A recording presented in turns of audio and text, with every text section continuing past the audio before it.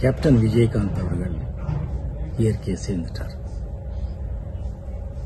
அவரோட மறைவு திரையுலகம் ஒரு நல்ல மனிதராக இருந்திருக்கு. பழகிறதுக்கு ரொம்ப யதார்த்தமா இருப்பார். பெரியவர் சின்னவர் ஜாதி வேறுபாடு இது எதுவுமே பார்த்ததே இல்லை. அவர் அகராதியிலேயே கிடையாது. பசியில் இருக்கிறவங்களுக்கு ஆஃபீஸுக்கு போனால் எப்பவுமே எப்படி சாப்பாடு கிடைக்குங்கிறதும், அதே மாதிரி பிரச்சனையில் இருக்கிறவங்க எப்போ போனாலும் அந்த பிரச்சனையை தீர்த்துட்டு வராங்கிற ஒரு நம்பிக்கை இருந்துச்சு.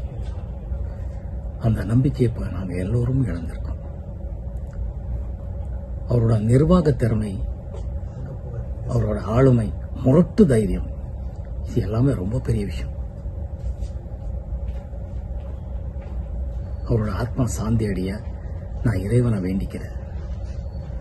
அவர் குடும்பத்தினருக்கும் அவர் கட்சி தொண்டருக்கும் என்னுடைய மனமார்ந்த இரங்கலை தெரிவிச்சுக்கிறேன்.